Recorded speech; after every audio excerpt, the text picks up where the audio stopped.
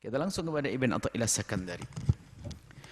Qala Imam Ibn Athaillah Sakandari rahimahullah ta'ala nafa'anna Allahu bihi wa bi ulumihi wa bi ulumi masyayikhihi wa talamidati fi darin amin ilan qala ma talaba laka syai'un mithlul ittirari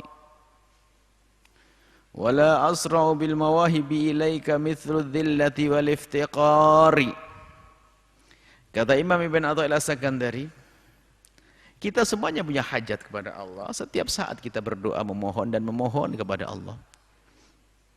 Cuman permohonan ini akan dikabul oleh Allah kalau memang itu betul permohonan. Ud'uni astajib lakum. Kalau itu dalam bentuk permohonan yang sesungguhnya. Cuman kadang kita memohon bukan dengan permohonan yang sesungguhnya. Syarat roh, syarat terpenting atau bahkan bisa disebut sebagai rohnya memohon kepada Allah. Rohnya kita berdoa itu adalah al-ittirar, merasakan seorang hamba itu punya hajat terus-menerus kepada Allah yang tidak pernah terputus. Maka di saat seseorang hamba memanjatkan doa itu hendaknya didasari, tidak dihadirkan atas dasar dia punya hajat kepada Allah, dia punya hajat kepada Allah, ada hajat. Maka ini ada wasitoh, ada perantara antara kita dengan Allah. Kita ingin minta langsung kepada Allah, kita ingin punya hajat kepada Allah. Cuman ada perantara yang paling dahsyat yang menjadikan semua doa kita akan mudah dikabul Allah. Perantara untuk kita bisa dikabul.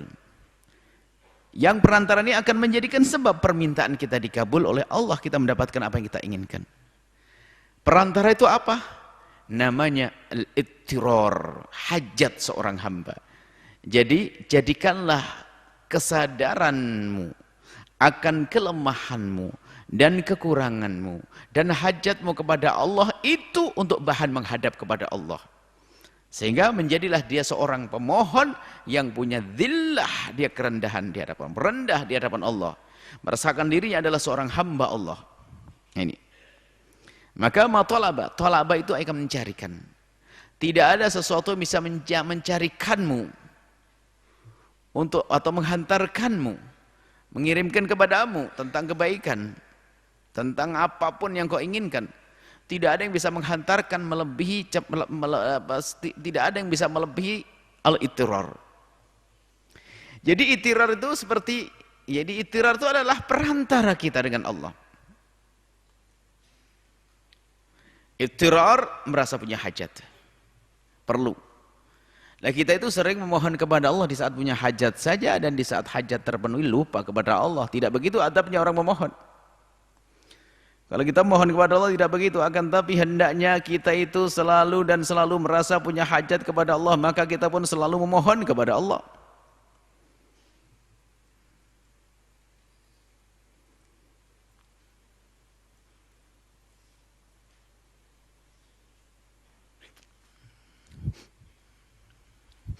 Ada orang berdoa, makna ittirar ini, orang berdoa tapi tidak ada kesadaran kalau dia punya hajat kepada Allah. Doanya ngelantur, yang dibaca, wah tebel banget wiridnya, doa-doa. Tapi kalau tidak didasari atas dasar, tidak dilandasi atas dasar hajatnya kepada Allah, ya jauh dari pengkabulan dari Allah Subhanahu wa taala. Nah, sebagian orang memahami bahwa yang dianggap hajat itu adalah di saat sakit lalu dia nangis Allah, Allah, fakir. Kemudian dia punya hajat agar diberi oleh Allah kecukupan. Bukan itu namanya mempunyai hajat kepada Allah dalam tempo tertentu sesaat. Tapi yang dimaksud di sini adalah bukan di saat kita diuji dengan kekurangan lalu baru ingat Allah, enggak, justru di saat diberi pun kita semakin ingat kepada Allah. Karena kita punya hajat kepada Allah untuk tidak mendapatkan rizki untuk menghidupi anak-anak kita. Akhirnya Allah beri itu rizki, bahkan mungkin lebih sampai melimpah ruah. Biarpun rizki sudah melimpah, tetap kita memerlukan Allah dengan harapan, ya, kita memerlukan Allah untuk menjaga barang tersebut, untuk menjaga rizki tersebut. Maka tidak ada alasan bagi orang beriman merasa putus dari hajatnya kepada Allah. Dan yang ingin dikabul doanya hendaknya wujudkan penghambaanmu, tampakkan penghambaanmu, hadapkan di hadapan Allah penghambaanmu itu, dan jadikanlah engkau selalu sadar bahwasanya kita selalu punya hajat kepada Allah. Maka saat itulah ini yang menjadi sebab permintaan kita cepat dikabul oleh Allah. Idza ma talabalak. Tidak ada yang bisa mencarikan untukmu yang lebih hebat melebihi daripada mithlu al-ittirar, hajatnya seorang. Ini menyadari hajat ini repot. Bahkan dikatakan Imam Ghazali menyebutkan bahwa ternyata karunia-karunia yang Allah berikan ini justru menjadikan seorang itu merasa nggak punya hajat kepada Allah. Sehingga sengsaralah manusia semacam itu. Tapi tidak, orang beriman dia selalu punya hajat kepada Allah. Enggak ada istilah enggak punya hajat kepada Allah. Wala asra'u, kata Imam At-Sakandari. Wala asra'u, tidak ada dan tidak ada yang lebih cepat bil mawahibi, dengan pemberian karunia dari Allah sifatnya maknawi.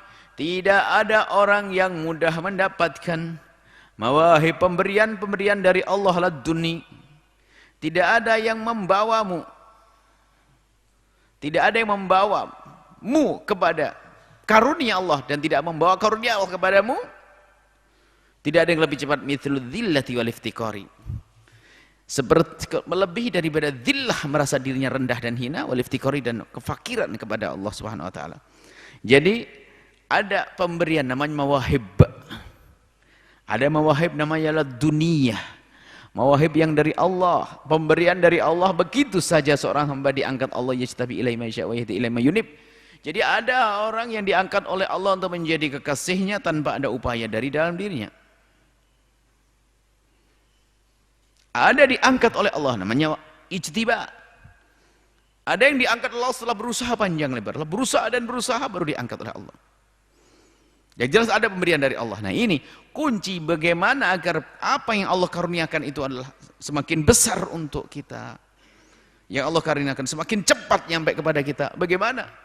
Kuncinya adalah wala asra, dan tidak ada yang lebih cepat menjadikan doamu dikabul, hajatmu dikabul, keinginanmu dipenuhi oleh Allah. Tidak ada sesuatu yang menjadikan itu semua lebih cepat. Mithlu dhillati wal iftiqari, melebihi daripada dhillah, merasa dia punya hajat kepada Allah, kekurangan, fakiran, dan seterusnya. Akan tapi ketahuilah manusia itu adalah kalau sudah diberi oleh Allah sering lupa. Orang sering lupa. Kalau sudah mendapatkan kenikmatan, Masya Allah, kadang-kadang lupa. Idza massakum ad-durru fil bahri dhalla man tata'una illa iyyahu falamma najjakum ilal barri a'radtum wa kana al-insanu kafura. Jadi ada manusia itu adalah di saat diberi oleh Allah lupa. Di saat enggak punya baru dia ngadu. Dan itu model kita. Kalau lagi sakit, Masya Allah, pegang tasbih, Allah, Allah, ya Allah, sakitnya parah lagi. Kalau sembuh lupa semuanya, enggak begitu. Hendak kita tetap istiqomah, merasa punya hajat kepada Allah. Yang cerdas, ya, yang sudah cerdas misalnya, dia bisa menghafal seolah-olah tidak butuh kepada Allah. Oh, tetap butuh kepada Allah, memerlukan Allah agar menjaga hafalannya. Kalau tidak, dia hilang, bahkan mungkin bentur-bentur di otaknya sudah enggak bisa menghafal. Ini yang cerdas pun punya hajat kepada Allah agar Allah menjaga kecerdasannya. Yang alim pun demikian. Yang punya apapun yang Allah berikan kepada kita, hendaknya kita waspadai. Yang kita berikan kepada kita semua karunia-karunia dari Allah Subhanahu wa taala. Jadi apapun yang Allah karuniakan kepada hambanya ini, hendaknya seorang hamba itu sadar atas karunia, sehingga dengan kesadarannya dia semakin merasakan sebagai seorang hamba. Tapi yang banyak tidak. Di saat diberi oleh Allah kekuatan, dia lupa kepada Allah. Kemampuan, dia lupa kepada Allah. Ini musibah. Itirarnya nggak ada. Rendah mereka. Bukan mulia kalau begitu. Mari kita semuanya, yang cerdas, yang hebat, kita perlu penjagaan dari Allah. Bahkan terus tidak sampai di situ. Setelah memudahkan Allah kita menghafal, Allah mudahkan kita menghafal ilmu, kita minta kepada Allah agar Allah menjadikan kita mudah mengamalkan ilmu kita, terus dan seterusnya, sehingga sampai mati dalam keadaan kita punya hajat kepada Allah Subhanahu wa taala. Nah, jika seorang hamba selalu mendahulukan iftiqarnya, merasa perlunya kepada Allah, dhillahnya, merasa rendah dia pada Allah, maka orang ini cepat untuk diangkat oleh Allah Subhanahu wa taala. Man tawadha rafa'ahullah. Man tawadha rafa'ahullah. Barang siapa yang mendahulukan ketawadhuan, maka orang ini akan diangkat oleh Allah Subhanahu wa taala. Tapi kalau orang menjalani hidup dengan kesombongan, Allah rendahkan. Sombong, yakni yang berhak, yang pantas untuk membesarkan dirinya adalah hanya Allah yang maha besar. Adapun kita adalah kita manusia, kita adalah kecil, kita adalah lemah, kita adalah nggak punya apa-apa. Kemudian Allah kasih, maka hendaknya dengan itu semuanya kita semakin bersyukur kepada Allah. Jangan sampai karunia yang Allah berikan kepada kita justru menjadikan kita semakin membangkang kepada Allah Subhanahu wa taala. Ini saja yang bisa kami sampaikan, insyaallah. Kita sambung pada hikmah berikutnya pada pertemuan yang akan datang. Wallahu a'lam bishawab.